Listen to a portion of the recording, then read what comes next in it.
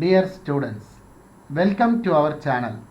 இந்த வீடியோவில் அக்கவுண்டிங் சப்ஜெக்டில் பேசிக் டாப்பிக்கான ஃபைனல் அக்கவுண்ட்ஸ் ப்ரிப்பரேஷன் பற்றி பார்க்க போகிறோம். இந்த ஃபைனல் அக்கவுண்ட்ஸ் ப்ரிப்பேர் பண்ணுறதுக்கு 4 பேசிக் கான்செப்ட்ஸை நாம் ஃபஸ்ட்டு டிஸ்கஸ் பண்ணுவோம். இதில் ஃபஸ்ட்டு டைரக்ட் எக்ஸ்பென்சஸ். ஒரு கம்பெனி அவங்க பண்ணக்கூடிய செலவுகளில் எது டைரெக்டாக அவங்களுடைய ப்ரொடக்ஷன் யூனிட்ஸை இம்பேக்ட் பண்ணுதோ அதை டைரக்ட் எக்ஸ்பென்சஸ்னு சொல்லுவாங்க. எக்ஸாம்பிளுக்கு purchase of raw materials. Company எவ்வளோ ரூபாய்க்கு ரா மெட்டீரியல்ஸ் பர்ச்சேஸ் பண்ணுறாங்களோ அதுக்கேற்ற மாதிரி ப்ரொடக்ஷன் யூனிட்ஸு இருக்கும். அடுத்தது டைரக்ட் இன்கம். ஒரு கம்பெனி அவங்க பண்ணுற பிஸ்னஸோடைய பேசிக் பர்பஸே டைரக்ட் இன்கம் தான்.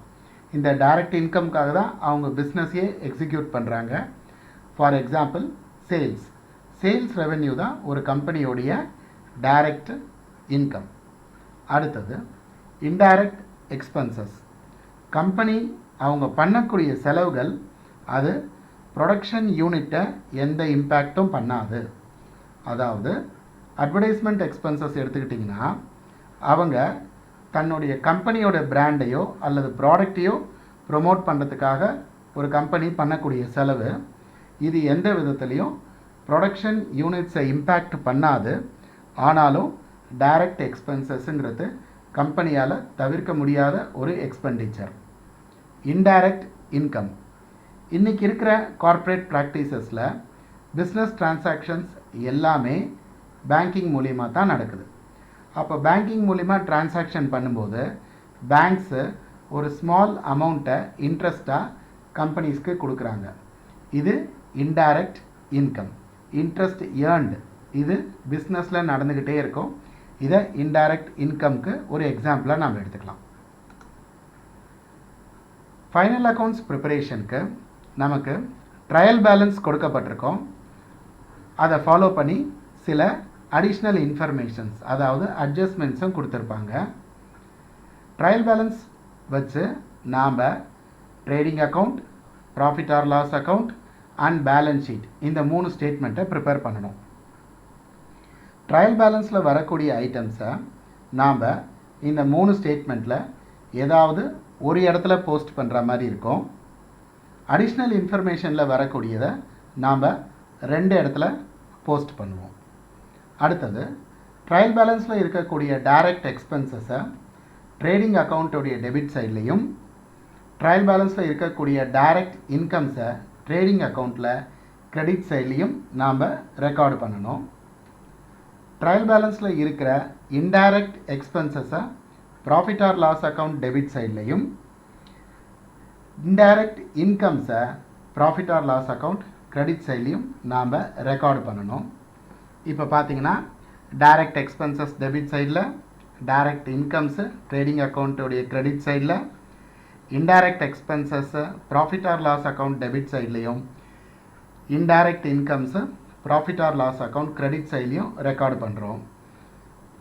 ட்ரையல் பேலன்ஸில் இருக்கக்கூடிய அசட்ஸை பேலன்ஸ் ஷீட்டோட ரைட் ஹேண்ட் சைட்லேயும், கேபிட்டல் அண்ட் லைபிலிட்டிஸை பேலன்ஸ் ஷீட்டோடைய லெஃப்ட் ஹேண்ட் சைட்லேயும் நாம் ரெக்கார்ட் பண்ணுவோம்.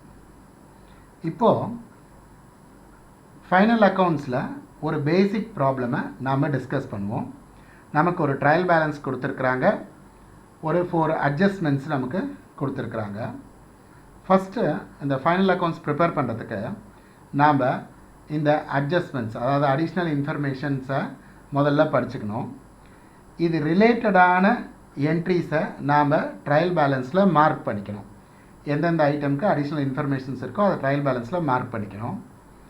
ஃபஸ்ட்டு ஸ்டெப்பாக ட்ரையல் பேலன்ஸில் இருக்கக்கூடிய டைரக்ட் எக்ஸ்பென்சஸ் எல்லாத்தையும் ட்ரேடிங் அக்கௌண்ட்டுடைய டெபிட் சைடில் ரெக்கார்ட் பண்ணிக்கணும். இப்போது ட்ரையல் பேலன்ஸில் இருக்கக்கூடிய டைரக்ட் இன்கம்ஸை நாம் ட்ரேடிங் அக்கௌண்ட்டில் கிரெடிட் சைடில் ரெக்கார்ட் பண்ணிக்கணும். இந்த கொஸ்டினில் ட்ரையல் பேலன்ஸ் ரிலேட்டடாக 2 அடிஷ்னல் இன்ஃபர்மேஷன் இருக்குது. ஒன்று க்ளோசிங் ஸ்டாக்கு, இன்னொன்று outstanding wages. Closing stock trading அக்கௌண்ட்டுடைய கிரெடிட் சைடில் என்ட்ரி போடணும். அவுட்ஸ்டாண்டிங் வேஜஸை வேஜஸ் கூட ஆட் பண்ணணும். இது ரெண்டுத்தோடைய செகண்ட் என்ட்ரியை பேலன்ஸ் ஷீட்டில் நாம் ரெக்கார்ட் பண்ணணும். அடுத்தது ப்ராஃபிட் ஆர் லாஸ் அக்கௌண்ட்டு. இந்த ப்ராஃபிட் ஆர் லாஸ் அக்கௌண்ட்டுக்கு ட்ரையல் பேலன்ஸில் இருக்கக்கூடிய இன்டைரக்ட் எக்ஸ்பென்சஸ் எல்லாம் டெபிட் சைட்லையும், ப்ராஃபிட் ஆர் லாஸ் அக்கௌண்ட்டுக்கு தேவையான இன்டைரக்ட் இன்கம்ஸ் எல்லாம் கிரெடிட் சைட்லையும் நாம் ரெக்கார்டு பண்ணோம். இந்த கொஸ்டினில் எந்த இன்டைரக்ட் இன்கமும் கொடுக்கப்படலை. மேலும் additional informations prepaid insurance, outstanding rent, prepaid salaries இது மூணுத்தையும் நாம் அட்ஜஸ்ட் பண்ணணும். அதே மாதிரி அசட்ஸோடைய டெப்ரிசியேஷன் அமௌண்ட்டையும் ரெக்கார்ட் பண்ணணும். இதோடைய இன்னொரு என்ட்ரி பேலன்ஸ் ஷீட்டில் நாம் ரெக்கார்ட் பண்ணுவோம். இப்போது ப்ராஃபிட் ஆர் லாஸ் அக்கௌண்ட்டை ஆட் பண்ணி நாம் எக்ஸ்பென்சஸ் எல்லாத்தையும் லெஸ் பண்ணோன்னா வரக்கூடிய நெட் ப்ராஃபிட்டை நாம் கண்டுபிடிக்கிறோம். நெட் ப்ராஃபிட் 95,316 வந்து நிற்குது. அடுத்தது பேலன்ஸ் ஷீட்டு. ட்ரேடிங் அக்கௌண்ட்டில் இருக்கக்கூடிய ட்ரையல் பேலன்ஸில் இருக்கக்கூடிய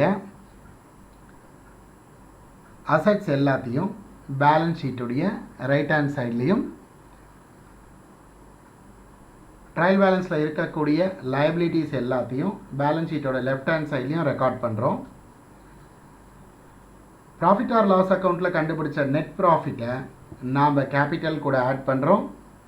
அதே சமயம் ட்ராயிங்ஸை கேபிட்டல்லேருந்து லெஸ் பண்ணுறோம். எல்லா அடிஷ்னல் இன்ஃபர்மேஷனுடைய செகண்ட் என்ட்ரியும் பேலன்ஸ் ஷீட்டில் நாம் ரெக்கார்டு பண்ணுறோம். அதாவது அவுட்ஸ்டாண்டிங் வேஜஸ், அவுட்ஸ்டாண்டிங் சேலரிஸு, 3 அசட்ஸ்க்கான depreciation, closing stock, prepaid salaries, prepaid insurance.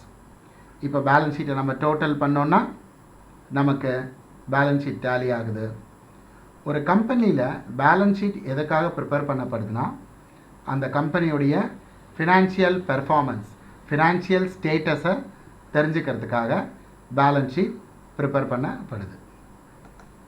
Okay students, இந்த வீடியோ உங்களுக்கு பிடிச்சிருந்ததுன்னா லைக் பண்ணுங்கள், ஷேர் பண்ணுங்கள், உங்கள் டவுட்ஸ் அண்ட் குவரிஸை கமெண்ட் பண்ணுங்கள். மறக்காமல் சேனலுக்கு சப்ஸ்கிரைப் பண்ணுங்கள். எங்களை சோஷியல் மீடியா பேஜஸில் ஃபாலோ பண்ணுங்கள்.